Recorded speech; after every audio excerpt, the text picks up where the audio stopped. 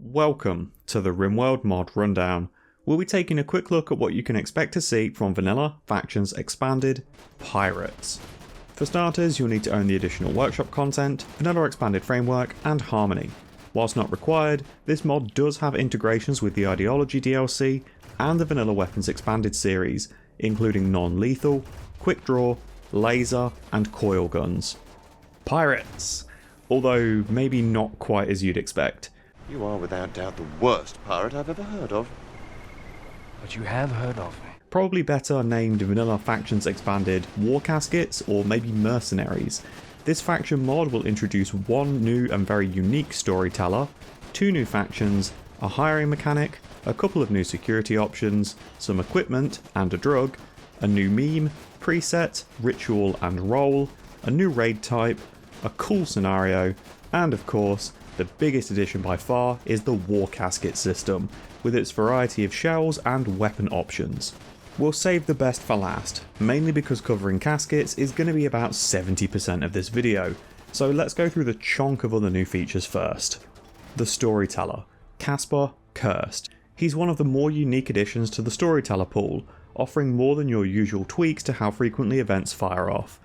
Casper comes with 18 curse choices, with each one picked increasing your desired population max and the days between big threats by 1. If you go over this desired population max, expect things to get a little more deadly for you. The downside to this Storyteller for some is going to be that if you want to play with a lot of these ridiculous modifiers, by doing so you're quite dramatically lowering the frequency of large threats, thus making your game a little dull at times. Anyways, let's cover the curses themselves. Many of these have the potentials to be a positive in a certain colony setup, so they aren't all disasters, but there are definitely one or two that will utterly cripple your game. Curse of the Mind doubles all of your mood effects, both positive and negative. This turns your colony into a retreat for those that suffer with bipolar, dramatically flip-flopping from extreme highs to crushing lows. Expect to play with near constant inspirations or a continual stream of mental breaks. Curse of Darkness was doing unnatural darkness long before it was cool. You can still interact with the items in the darkness and pawns can still work with the usual work speed debuff for low light, but good luck figuring out what the hell is actually going on in the majority of cases. Curse of Pestilence will turn any colony that settles in a rainforest into a death screen speed run. Immunity speed being halved even cripples pawns with strong immunity genes. You can expect to hack off infected limbs when wounds turn septic, and consider penioxycillin the most important thing to have in your colony at all times. You definitely shouldn't have let your pawn eat that bat. Curse of Steel is one of the more fun modifiers to mess around with, doubling all damage. This makes certain firearms actually viable, and melee a complete nightmare. Loss of limbs becomes standard in fights, and low aiming time is now absolute king in combat. Just make sure that an imp never gets close enough to let off a single flame breath, as one good hit will probably end your entire colony. Curse of Greed isn't that bad if you've got the reliability to hit up some trade ships, as it replaces all of the mineable materials on your map with gold. I love gold! The issue is, if you can't get rid of the damn stuff, having it sit in a stockpile is bloating colony wealth. Or even worse, if you're using Vanilla Trading Expanded, you'll saturate the market so much that it becomes near worthless, with every scrap of steel being a gift from the heavens. Drop pod raids actually are a blessing. Curse of the Stabbed halves all melee attack cooldowns, so now you can die to manhunting animals even faster.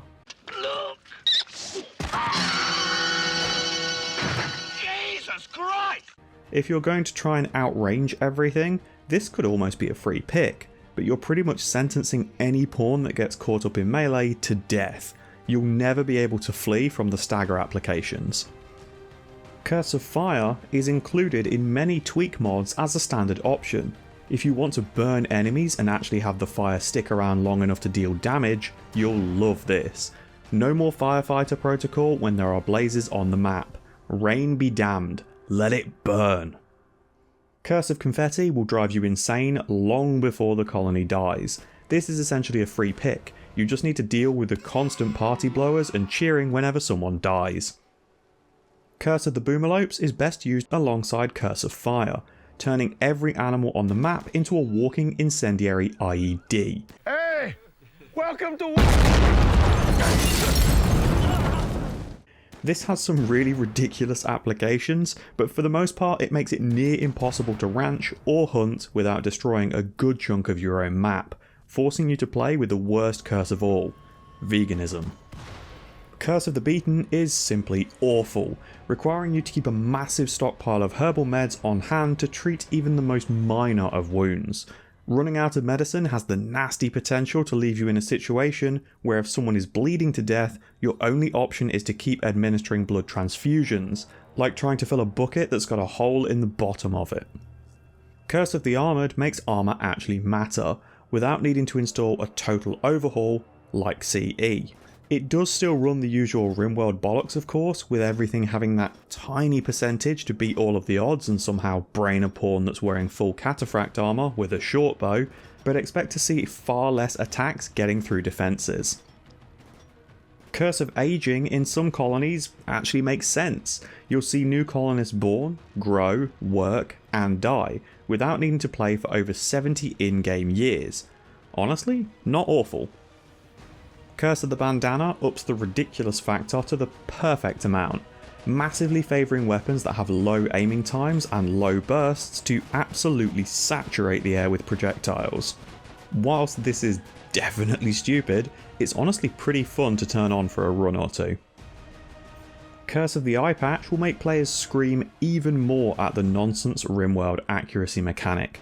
This can be used as a counterbalance if you want to try and play with a melee only colony, as it severely hampers your enemies, allowing you to get close to make better use of things like Curse of the Stabbed. Curse of Gluttony is manageable. If you're using baseliners or pawns with a very good metabolic efficiency, it's absolutely crippling for a xenotype that is already hungry, forcing them to basically live in the dining room. Curse of Infestation is pure masochism. You're going to need some serious firepower to manage the horde of bugs that this can generate. If you're not living in a mountain however, it's a free pick. Curse of Instakill is without doubt the worst pick here. No question. It's absolute meme fuel. Anything that would knock a pawn down is death. Anesthetic, dead. Food poisoning on a whim, dead. Social fight, oh you better believe that's dead. Don't get me wrong, you can use this to your advantage, as things like toxic gas become almost instantly lethal on non-waster raiders, but you're never going to make it that far to try it. And finally, Curse of the Blind.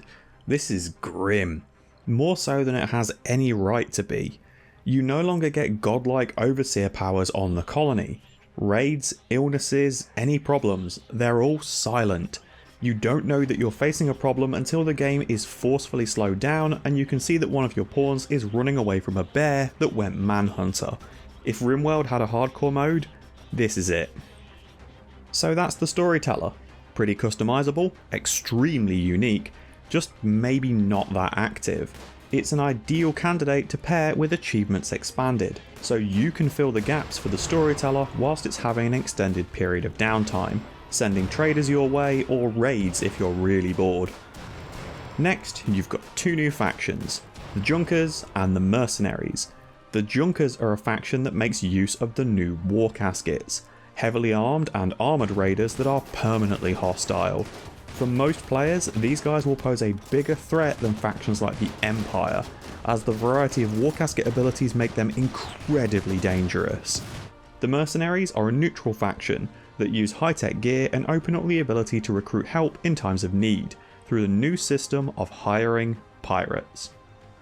You can interact with the comms console to open the dialogue box for hiring these pirates, with 3 potential factions to choose from, either normal pirates, Junkers, or Mercenaries. Each have 3 tiers to hire from, with cheap and cheerful meat shield options, all the way up to actual combatants. In times of dire need, if you have some spare silver laying around, the cheapest options are a reliable source of long pork too. You just need to find a way to make them meet an unfortunate end whilst they're under contract. Oh no, you're dead. Think of these guys like the temporary help quests that you're offered, without the risk of betrayal.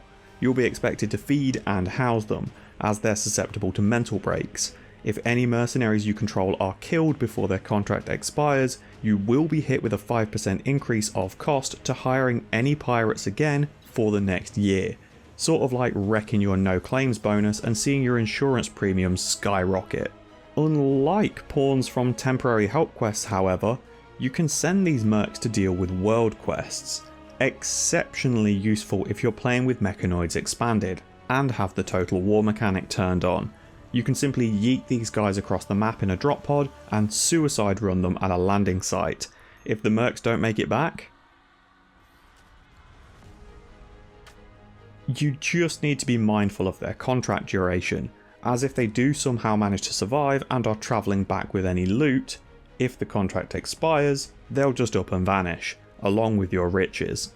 With pirates, you'll also have two new security options, one unlocked with smithing, the cannon, and another with mortars, the field gun.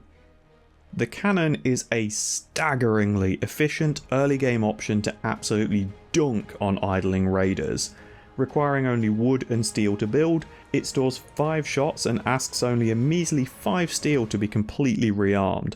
Whilst it may not offer the best range, or accuracy, with a pretty hefty ranged cooldown and the limitation that it can only fire in a 180-degree cone in front of itself, it does hit a 5x5 area for a whopping 50 damage.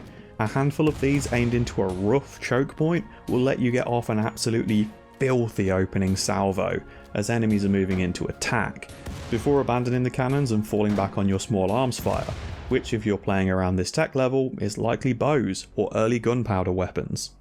The field gun is a different beast entirely. It has the rapid aiming time of only 2 seconds with a 12-second cooldown, compared to a standard mortar's 28-second cooldown and 4-second aiming time. The downside?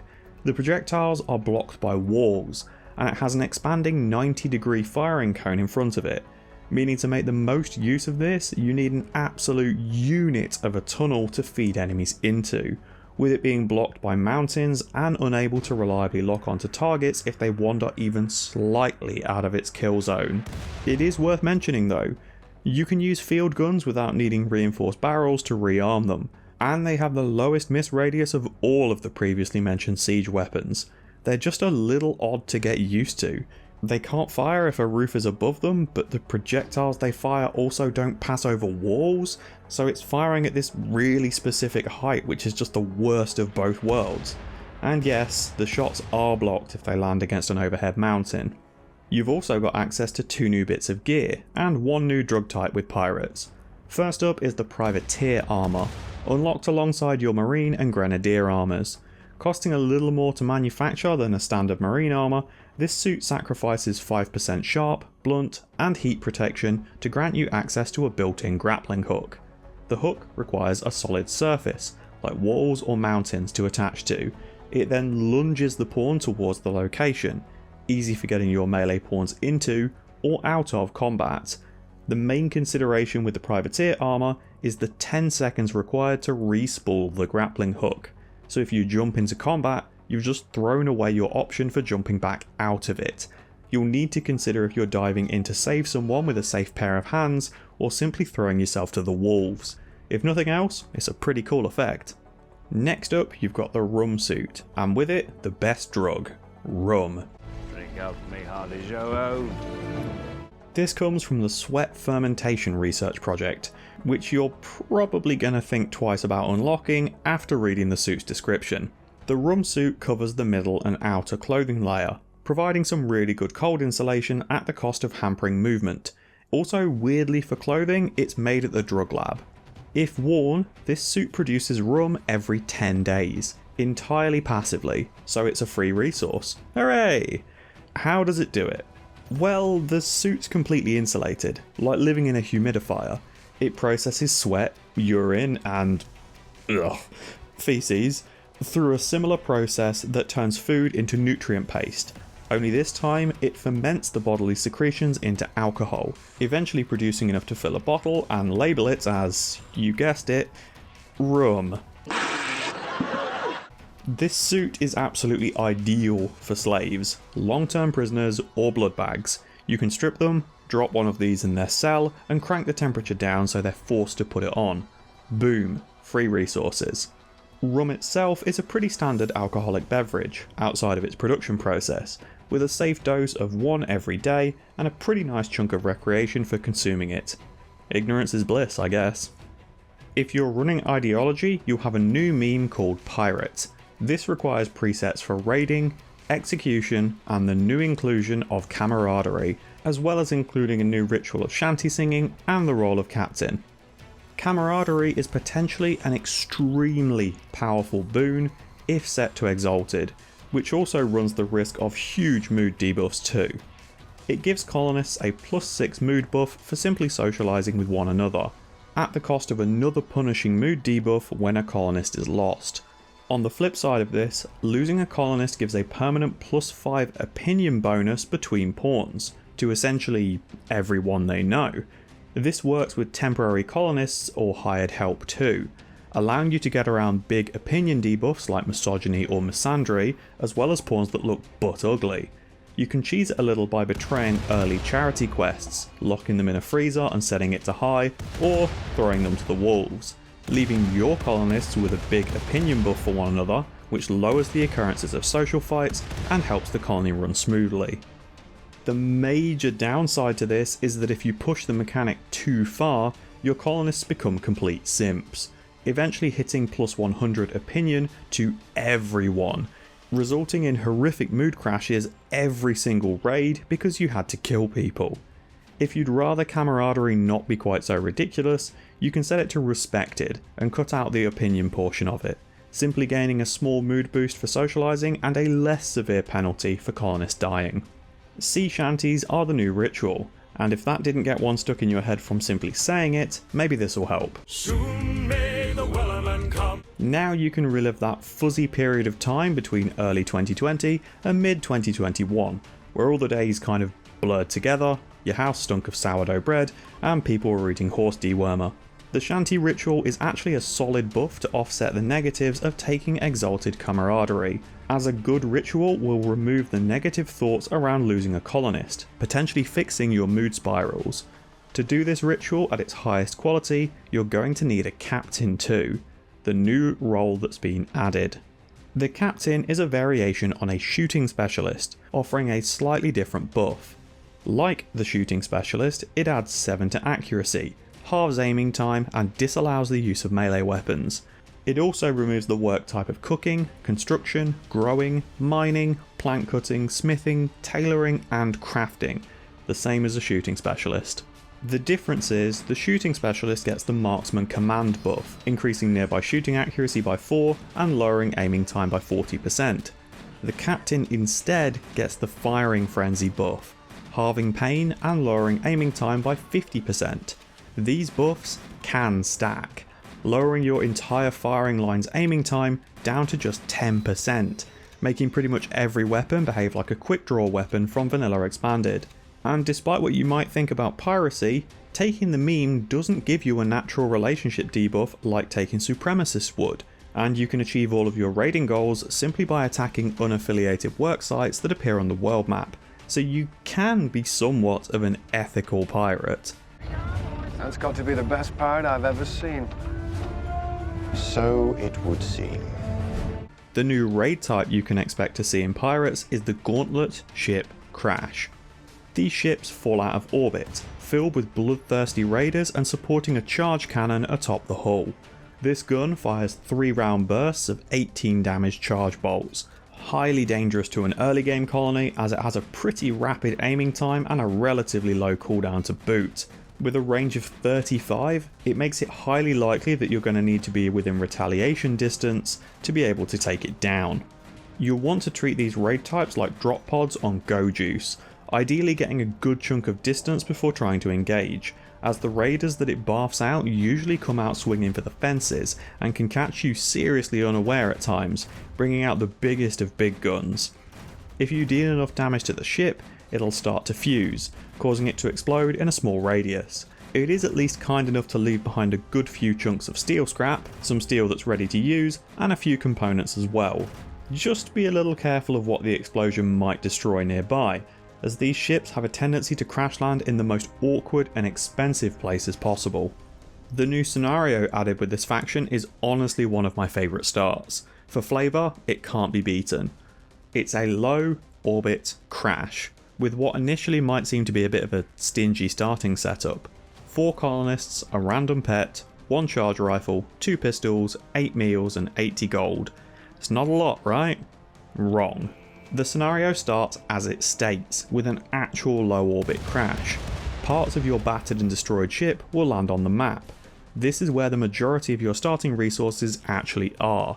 You have a medical crate, a paste meal crate, one of your pawns will be in a crypto sleep casket. There's also some debris to deconstruct, a gauntlet turret that defends you, the ship reactor providing a steady amount of constant electricity, a fuel tank for early chem fuel, the ship's battery which stores a whopping 20,000 watts of power, but unfortunately it's too advanced to be charged. It does still yield a good amount of resources when deconstructed once the battery's been depleted however.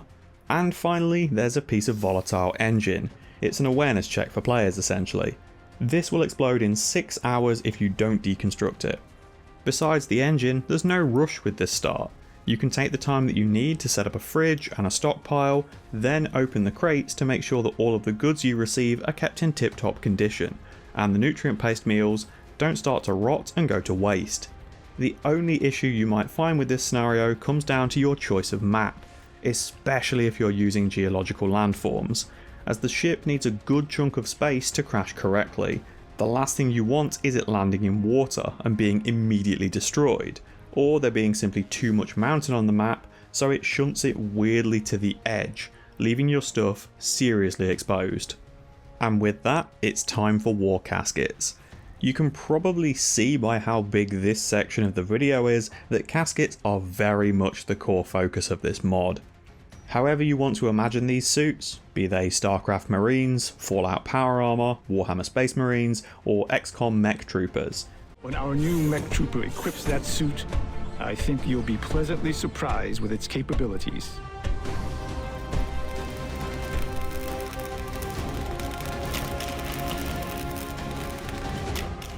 You need to be ready for a pretty horrific procedure to give colonists this level of power.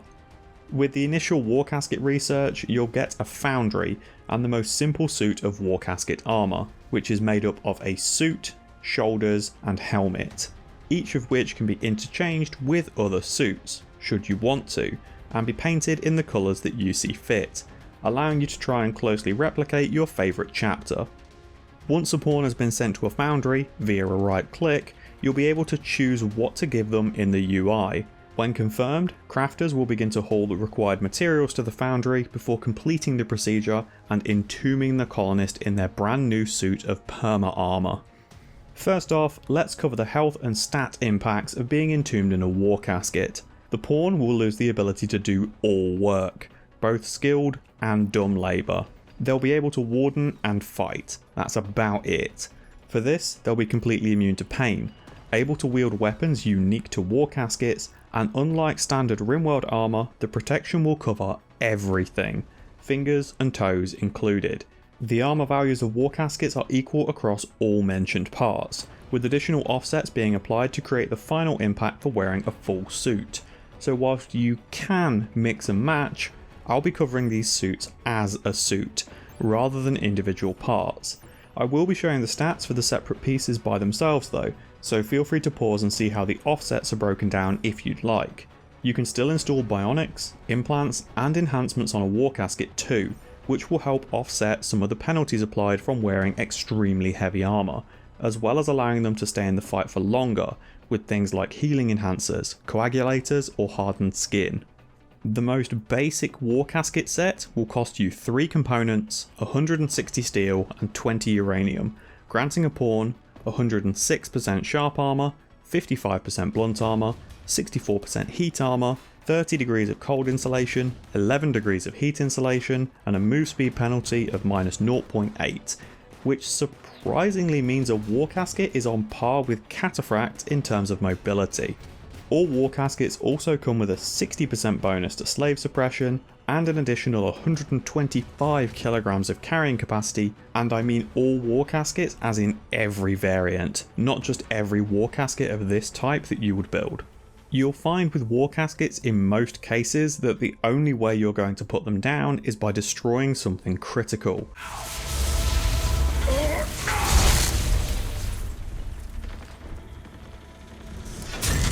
Or keeping them around long enough in extreme environments, like a furnace, freezer, or a tox box. The early Warcaskets are susceptible to Psycasting, and if you're using Psycast Expanded, there are many effects that are insanely strong against them, but those skills are powerful against pretty much everything, so that's no surprise. At this level of tech, putting someone into a Warcasket is irreversible. You won't get the option to pull somebody back out of a casket for a long time to come. So if you're going to do this, make damn sure you're willing to sacrifice that pawn's work potential. With the next level of Warcaskets, you gain Recon, Marine, and Cataphract variants, which means yes, that standard Warcasket that competes with normal power armor in terms of its armor values is the bare minimum that these suits can achieve. Well worth mentioning at this point too, that quality will always be standard for Warcaskets. It doesn't matter who's crafting it at the foundry, it's always going to come out with the numbers as stated. This is gear that can't be dropped, doesn't deteriorate, and ignores some of the normal rules for armor. On the plus side, you always know what you're getting. Once it's built, it's there for life. The Recon set costs 4 components, 160 steel and 20 uranium, providing 102% sharp armor, 60% blunt armor, 66% heat armor, 39 degrees of cold insulation, 12 degrees of heat insulation, and a 0.3 move speed penalty, making it a ridiculously agile offering for the protection that it grants. Here comes the tricky part with these armor sets. For a high armor value, you're going to be losing a lot of your move speed, which means you'll struggle to chase down raiders to fight them in melee. On the other hand, the suits that don't have as much of a move speed penalty are going to be more vulnerable in melee combat as they're sacrificing the armor values for it. So, do you want to be able to run into the enemy's backline to tie up their ranged fighters with your Warcasket reliably, or do you want to be able to tank the shots that you're taking as you're very slowly moving into combat? It's a bit of a tricky choice, but anyway, let's keep going. The Marine set costs 5 components, 250 steel and 40 uranium. It's quite a sizable jump. For this you're getting 120% sharp armor, 65% blunt armor, 74% heat armor, 36 degrees of cold insulation, 12 degrees of heat insulation, and a 0.8 move speed penalty. Once unlocked, you could say the Marine set becomes the new standard for Warcaskets, offering better values than Cataphract power armor without the need for advanced components. Of course, it does come at the cost of a pawn becoming entombed, but it is a very affordable option for your dedicated soldiers.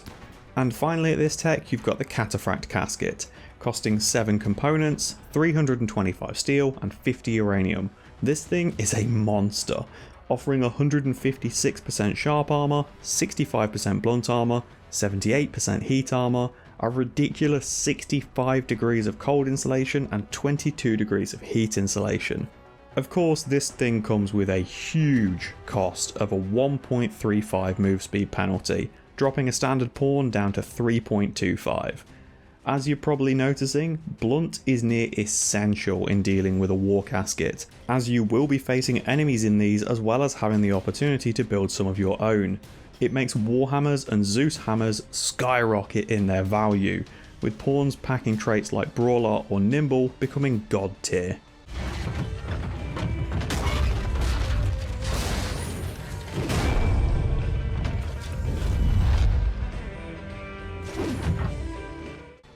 Specialised Warcaskets, containing aerial, barrage, hazard and shock variants. As the research name suggests, you're getting some more toys to play with at this point. Caskets aren't just honking great chunks of stats anymore. First up, the Aerial Warcasket. Costing 11 components, 210 steel, 50 plasteel and 50 uranium, now we're starting to get into some pretty expensive territory too. It provides 165% sharp armor, 72% blunt, 86% heat, 60 degrees of cold insulation and 18 degrees of heat insulation, as well as its 0.7 move speed penalty. This suit comes together to give your pawn the unique rocket jump ability that causes an explosion at both the point of launch and impact, meaning you definitely don't want to leap from your firing line to get into melee combat, or aim near friendlies when you're looking to land. With a full suit of aerial on, the jump has a range of 40, allowing it to travel over all terrain, including mountains and structures, with its blast radius hitting in a 9x9 circle, or as close to one as Rimworld can get. Whilst this explosion doesn't deal massive damage, it's more than capable of causing some serious shreds and ripping off fingers or toes. Each jump will cost you 20 chem fuel, with the suit providing capacity to store 5 jumps. Simply put, this thing is an awesome melee shot casket. Not only does it have unreal armor values, it's also opening combat by weakening all surrounding enemies. Just be sure to stagger how these enter combat if you're using multiples of them. You don't want your Warcaskets to be exploding right next to one another ideally. Now we've got the Barrage Casket, coming in at 11 components, 360 steel, 75 plasteel and 50 uranium, starting to get enough to make your eyes water. This is for good reason though. The Barrage Casket has 200% sharp armor, 90% blunt armor, 100% heat armor, 68 degrees for cold, 26 degrees for heat, and a crippling 1.6 move speed penalty. So why such a massive penalty? This casket comes with 2 abilities and a shooting accuracy bonus of 110%. It's perfectly designed for ranged engagements. So whilst initially its grenade barrage ability may seem a little limited, if paired with the siege mode option, it suddenly becomes a bit more viable, going from a range of 13 to 17, which allows the casket to spit 4 grenades at once, delivering a salvo of pure death in the heart of a group of raiders, with each one exploding for 50 damage. Just make sure you're considering the cost though, as each use of this ability is spitting out 100 steel. With siege mode activated, the pawn will need to remain stationary to retain the buff it's providing, reducing ranged cooldown by 25%, as well as increasing the pawn's range by 25% too. This casket is the very definition of a firing platform, made to hunker down, stand its ground, and keep pulling the trigger until everything in its view stops moving. After the Barrage Casket comes the Hazard Warcasket, costing 7 components, 225 steel, 50 uranium, 150 Devil Strand, and 30 plasteel, adding in a new and somewhat unexpected material to the mix, so make sure you're growing your shrooms. What do you get for this cost then? 120% sharp armor, 65% blunt, and 200% heat armor, with 111 degrees of cold insulation and 98 degrees of heat insulation. Yes, those numbers are correct. And as always, it has a move speed penalty, this time of 1. This casket has some new neat effects. It nullifies the wearer's psychic sensitivity, makes them immune to toxic, and removes their flammability. This thing can survive ice ages or global warming events, whilst living in a polluted hellscape that's actively burning. The main downside of this set is that compared to other caskets at this rank, it's only offering the sharp and blunt values of a standard marine set, which isn't awful by any means, but you'll need to be seriously exploiting the map to make use of its absurd resistances against the other threats. The only issue becomes then, if the game physically can't send normal raids your way because the map is too warm or too cold, you'll just get repeatedly hammered by mechs, which don't give a crap about the temperature or how toxic you've made it. They're just going to shoot you in the face. And finally at this stage, you've got the Shock Warcasket. 14 components, 220 steel, 65 plasteel and 50 uranium. The Shock Casket comes in at 165% sharp armor, 124% blunt, 86% heat, 47 degrees of cold insulation, 15 degrees of heat insulation and a move speed penalty of 1.05. It also offers a bonus to melee dodge and hit chance of 120%. This is the casket for getting into a brawl, as is evident by its dramatically higher blunt values compared to other Warcaskets. It also comes with the active of being able to rocket across the world map with its blast off ability, allowing you to crash land into enemy bases or work sites, causing a massive explosion upon landing. This costs 100 chem fuel to use, and will consume the entire tank once fired, so be careful about flinging your shock troopers halfway across the map if they don't have snacks in their pockets. They're going to have a very long walk back afterwards. You're also unlikely to want them to use this ability to get back to the base, as it tends to kind of ruin wherever they land. Kill power.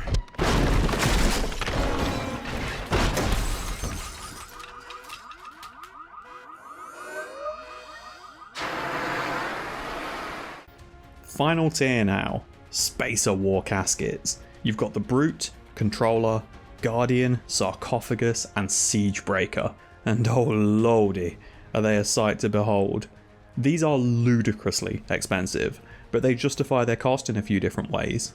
First up, the Brute, costing 12 advanced components, 280 plasteel and 50 uranium. This grants 200% sharp armor, 100% blunt armor on the head with 150% blunt armor on the body, 100% heat armor, 112 degrees of both cold and heat insulation, and most importantly, there's no move speed penalty. It nullifies toxins as well as psychic effects, and it comes with a built-in shield, making it a very melee focused casket.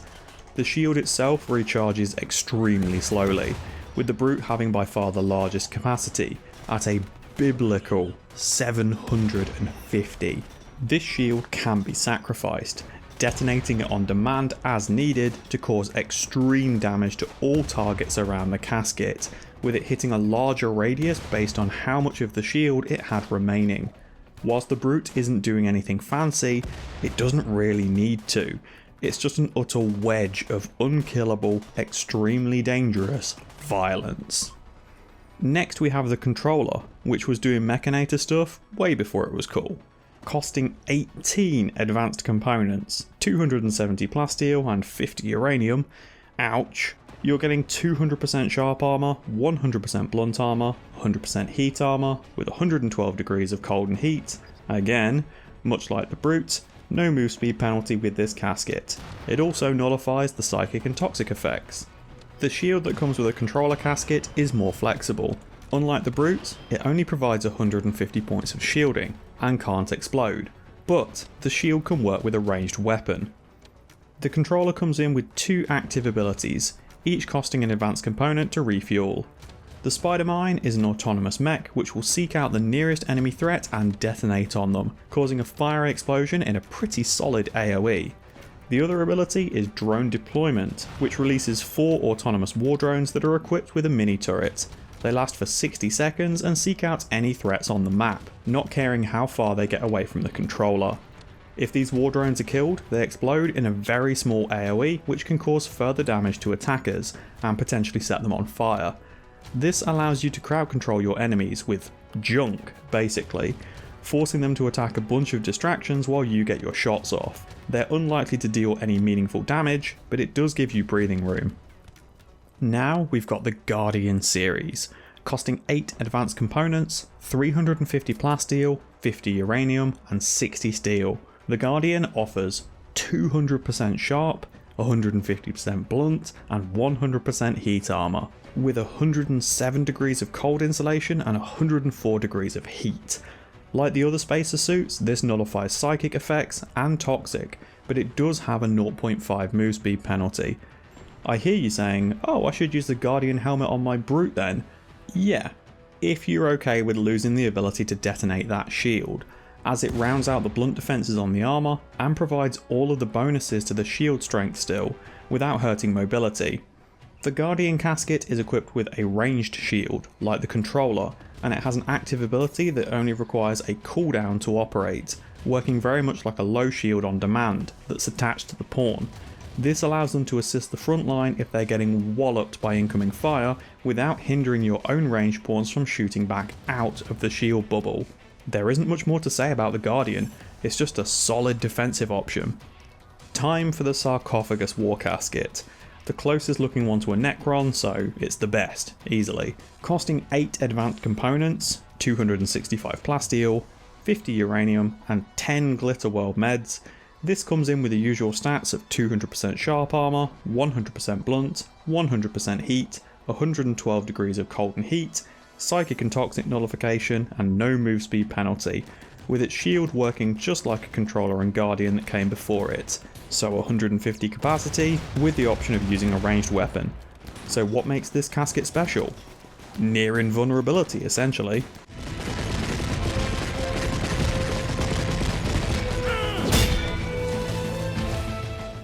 The pawn can lose basically every body part and keep going like nothing happened. Legs destroyed? Still running at 100%. No torso? No problem. Liver? Lungs? Kidney? Who needs them? Blood loss? What's that? The only way these pawns are going down is by destroying the brain or over 50% of their body. They'll just sit and tank shots for hours. It's beautiful. Nanomachine, son!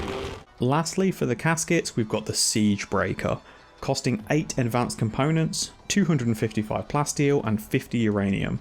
This is your standardized ranged combat casket for endgame, rocking 200% sharp armor, 100% blunt armor, 100% heat armor, 107 degrees of cold insulation, and 104 degrees of heat insulation. It has no move speed penalty, psychic and tox immunity, and a ranged shield that can withstand 250 damage. As well as having its stronger shield, it also recharges 100% faster, making it extremely difficult to break without concentrated fire. So even though this Warcasket has no active abilities, it's just a solid chunk of great. Armor, great. Shield, great. Speed, great. It's an easy pick for any ranged fighter towards the end of the game, especially if you're looking to leave the planet on a ship and want to withstand the hordes of raiders. Just throw your shooters in these and they'll hold the line forever. So, that's the armor done. The last bit of research from this line is the Warcasket removal option, unlocking the medical procedure to exhume someone from their armor. Taking someone out of a Warcasket removes their arms and legs, hitting them with a huge bleed that needs to be tended as soon as possible. This will mean they're also going to require bionics to work in a colony. The Warcasket trait that prevented them from doing any skilled or dumb labour is instead replaced with Shell Casket, which removes the ability to perform social or intellectual work instead, and despite all of the wording around it about how much pain the pawn is in, they don't actually experience any pain in the health tab. The only way to remove this Shell Casket trait is to put them back into a Warcasket, thereby making them incapable of skilled or dumb labour again. If you are wondering, no, you don't need to pull somebody out of a casket to put them into a different one. You can simply build a new casket directly over the old one, upgrading them as you see fit. Now we've got Warcasket Weaponry, which, if you're using the additional mods I listed at the start of this rundown, has 17 potentials. There are 2 weapons that used to exist, but they're kind of stuck in limbo at the moment. There's a crypto cannon from Vikings and a plasma sword from Insectoids, as both of the mods that these came from aren't getting support from 1.5, due to the planned release, or if you're watching this in the future I guess, actual release of version 2. First up, let's explain how these weapons are built. They aren't standard weapons in the slightest. They're produced from the security tab in the architect menu, with a big drop down selection to pick the gun that you want. Unfortunately, this means you can't see the stats on the guns until you've built them, as the item description states how much it costs and how long it takes to build, so hopefully these info screens will help you get the DACA that you actually want. All Warcasket weapons will be looking for the Warcasket trait on a pawn as well. I'm sure it goes without saying, but just to be safe, these weapons can only be used by a pawn in a Warcasket. Exoskeletons, power armor, tough trait, none of these will work like they do with a heavy weapon. These guns are serious business. So let's go down the list and see what we've got to play with. For starters, we'll cover the melee. Your standard melee option is the broadsword. The broadsword. Too big to be called a sword. Massive, thick, heavy, and far too rough. Indeed, it was a heap of raw iron. Costing 270 steel to make, this absolute monster averages almost 12 DPS with 48% armor penetration. Not only that, it's highly reliable as a melee weapon too, as it only hits with the point or the blade, no hilt smashing here. Stabbing for 26 damage on a 2.6 second cooldown and cleaving with the blade for 36 damage on a 2.8 second cooldown, this is almost capable of hacking a pawn in half with a single swing. Don't expect survivors on the battlefield to be a pretty sight. Now we have the alternative standard melee option, the combat knife, which on a standard pawn is about the size of a longsword. Cheaper to make at just 140 steel, this drops down to 11 DPS with 34% penetration. Again, still very reliable in its damage profile, stabbing and cutting, both for 24, so it's slightly less likely to completely maim a pawn than the broadsword, while still doing enough damage to down enemies with ease. And now it's the big, bad overkill melee option, as if the broadsword wasn't enough. Broadsword! Costing 120 steel, 80 plasteel, 6 advanced components and 40 uranium, this is easily the most expensive option to wield. The Gravity Hammer. It has a fairly unique effect too, sending foes flying on impact with its pneumatic plates if they aren't outright obliterated by the sheer impact of the thing. Whilst it looks to do less damage overall than the other melee options, at around 10 DPS with 48% penetration, this is hitting for blunt damage, which as we know is the hardest damage to mitigate in the game. It unfortunately suffers from a grim damage distribution however, splitting it between the handle and the head, with all of that explosive power in the head of the weapon. On to the ranged weapons then. Let's start with the basics, the auto rifle. Costing 175 steel, 20 plasteel and 3 components, this gun bolts out 3 round bursts hitting for 22 damage per round. For what is essentially the standard weapon for Warcaskets, it's disgustingly powerful.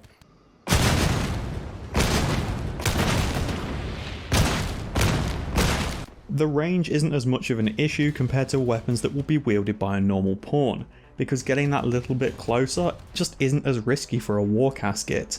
They're far more able to easily shrug off the odd incoming round or two, and then return fire with this beast of a gun. The Slug Thrower is another weapon that looks like it might have taken a bit of inspiration from a popular IP. Costing just 190 steel and 3 components, this is an extremely affordable weapon for what it offers. A highly accurate, fast aiming, 4 round burst, 30 damage shotgun. Just brutal.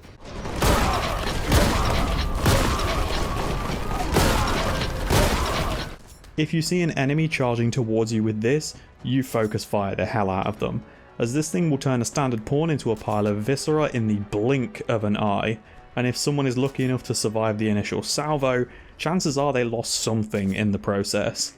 Sometimes simple just works. This is one of those times.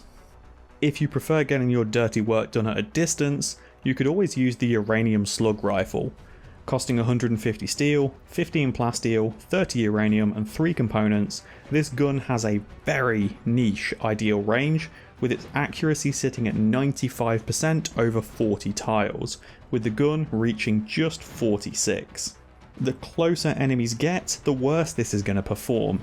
However, if you can keep someone in that sweet spot, you'll be firing off a 50 damage round with 75% armor penetration every 4.5 seconds.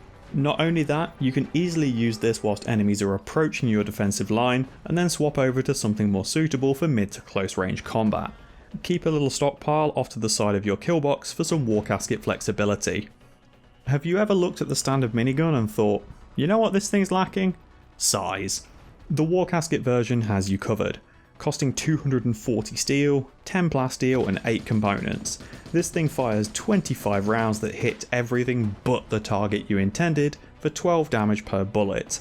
The main downside to this gun is that its firing rate is a lot slower than a standard minigun, making it take far too long to barf out all of its shots and hit that ranged cooldown timer. As always, miniguns are here for the memes and nothing else. You can't rely on them for anything besides breaking your own walls.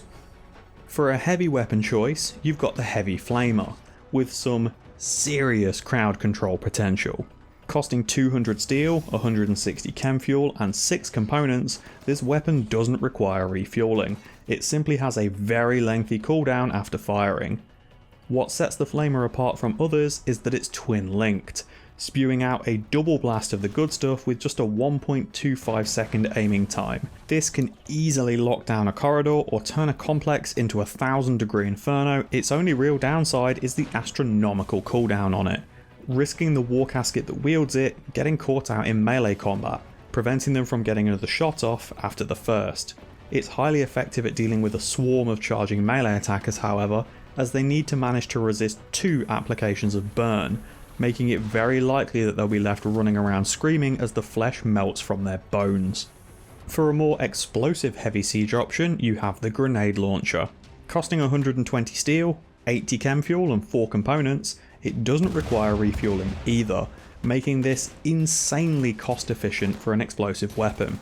It also packs more range than you might expect, which is a bit of a tricky thing to manage, as its 3-round salvo of grenades might take a long time to travel before landing, meaning that enemies have a pretty significant warning to move out of the way while they're airborne.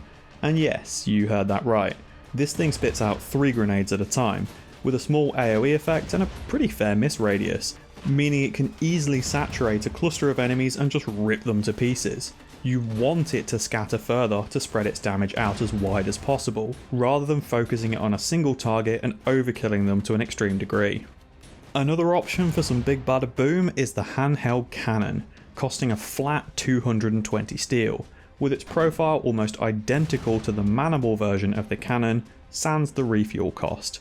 It has better range than the grenade launcher, with a more direct punch as the projectile explodes on landing with a larger AoE.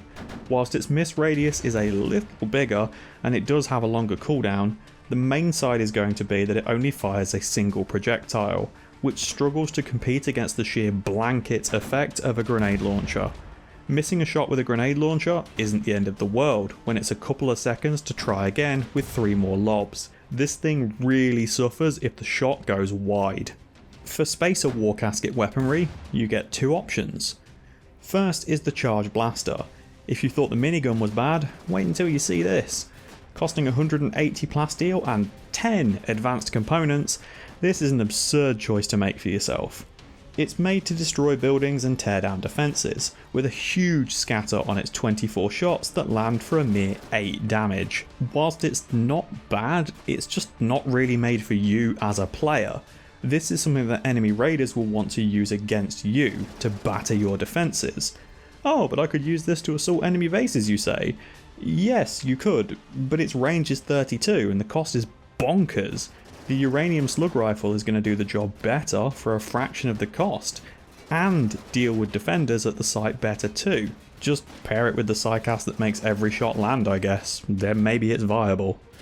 And this means that the second weapon at this tier is the Charge Lance. This thing is unreal. Costing just 100 plasteel and 4 advanced components in comparison to the Charge Blaster, it gets so much more value out of it. If you put together a normal charge lance and a charge rifle, then put it in a growth vat and chucked in some go juice for a year or so, you'd have this. 50 damage, 3 round burst, 40 range, 100% armor penetration. This is a Warcasket killer. Hell, this is an everything killer. It's realistically the gun that's the safest thing to throw on every one of your ranged Warcaskets. It works at all ranges, against all opponents, and there's no risk associated with using it. It's just a very basic bitch option, but it does it so well. And now we've got the guns that come in from the additional DLCs. You still awake there? Fair play if you've made it this far in one sitting. I hope whatever you're doing on the other monitor's going well. From Quick Draw, you have the folding gun. This costs a mere 160 steel and 6 components. It's kind of like a close range bolt action rifle, but it has burst, firing 6 rounds that deal 18 damage apiece. Whilst its accuracy isn't exactly mind-blowing, the near instant aiming time means you'll be able to waltz your Warcasket right up to an enemy and still beat them on the draw. The biggest threat from this thing though is on drop pod or gauntlet raids with Warcaskets, as folk jumping out with one of these can just ruin your pawn's day in a matter of seconds. It blows off limbs before you even have a chance to hit pause and regret your choices. From lasers, we have the salvaged laser eradicator. and you'll be happy to hear that you don't need to roll this as a random salvage laser weapon at the workbench. You can just build it for 100 steel, 80 plasteel, and 16 advanced components. Yeesh. This thing ends up in a really weird place, because its cost is so excessive, but compared to other salvage laser weapons, it's actually pretty solid. It charges up fast enough to work well, and because it's on such a tanky pawn, the overheating doesn't really matter. With that said, its range is pish, and the first few shots take so long to get off that enemies are likely going to be dying whilst you're trying to line up the shot. It does have a really niche use, and that's for breaking into vaults from the Ancients faction. Does that justify its cost? Maybe not. Although if you deconstruct or bring home all of the stuff inside the vaults, it will eventually pay for itself, so maybe worth? Also from lasers is the Warcasket Laser Blaster, a legit piece of laser tech. So you won't be able to build this yourself. Chances are you will never see this, as you need to have it appear on a trader or be offered as a quest reward, and Warcasket guns seem to be crazy rare in those cases. You aren't really missing out though, which is kinda sad. The laser blaster in its base form is just meh. It deals 12 damage with a pretty nice accuracy value and a good amount of penetration, but it needs to get over a dozen or so shots before its warm up is fully completed, and then it really cuts down that aim time. The problem is, it'll struggle to do this because of its stunted range. When it does eventually get up to speed, it's a monster, firing at essentially a minigun quantity of Dakar with far better accuracy. The problem is, the charge lance exists, and it isn't anywhere near as hard to get as this thing. Womp womp. Did you say want? Onto non-lethal now. You have the Tear Gas Grenade Launcher, costing 150 steel, 100 Nutramine, and 3 components. This thing is niche as hell, but tear gas is ridiculously strong, and the amount that this thing barfs out is verging on broken. With a 2-shot burst over a range of 30, this can easily keep the entry, path leading into, and your kill box itself completely saturated, with just one of them. The best part is, if you're using a lot of Warcaskets, high quality Warcaskets ignore the effect of tear gas, allowing people to fight inside the clouds that this thing leaves behind, in turn making the enemies exceptionally vulnerable, with the highest level of the tear gas debuff totally removing sight, pushing pain up to 200% and lowering manipulation and movement by 60%. It makes them a free kill in melee. Finally, from Gauss weapons we have the Railgun, the old faithful. 180 steel, 80 uranium and 8 advanced components for something so ridiculous you will think that it wasn't meant to be used by the player. This thing is like a boss weapon. 50 damage, 3 burst, 70% armor penetration, 60 range, and its shots penetrate.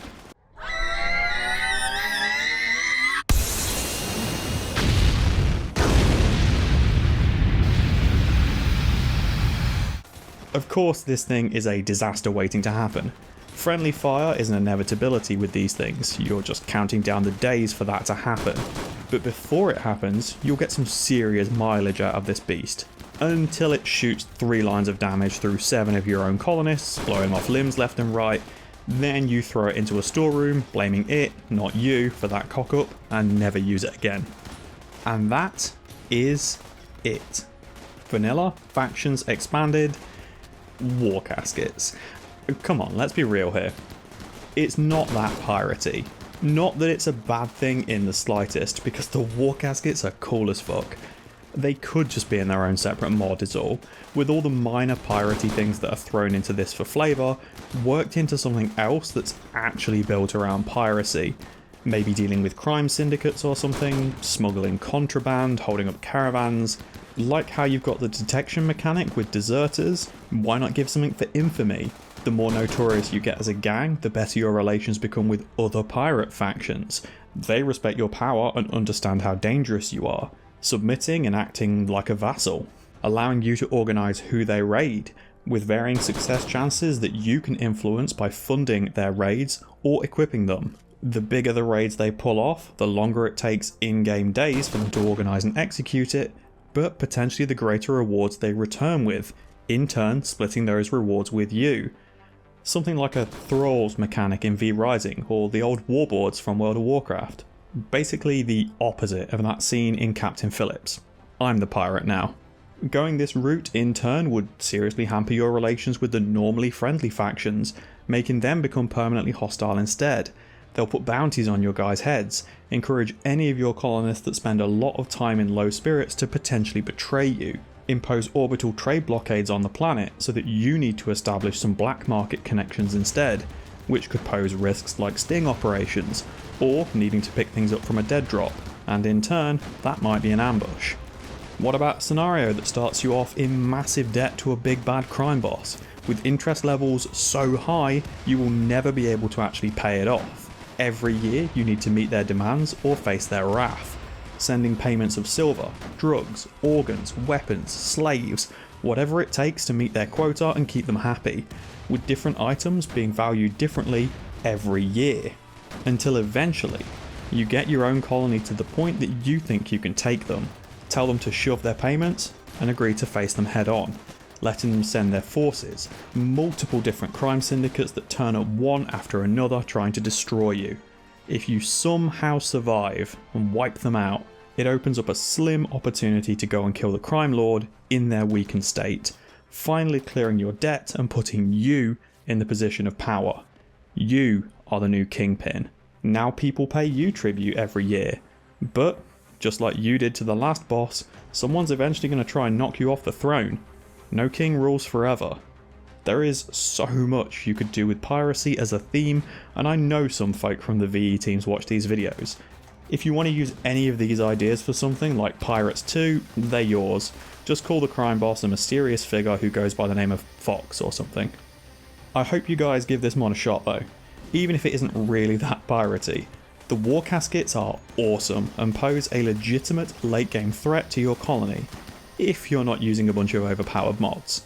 The Junker faction quickly becomes the most terrifying force in the game, and you'll need the firepower that only Warcaskets can wield to reliably bring them down without incident. So say goodbye to your humanity, and hello to the new metal tomb. Thanks for watching folks. If you have any mods you'd like to see a full breakdown for, or suggestions of mods you'd like to see covered, feel free to leave them in the comments, I might get around to them. I'll be back again soon with another Rimworld mod rundown. Wherever you are in the world, enjoy the rest of your morning, afternoon or evening. Take care.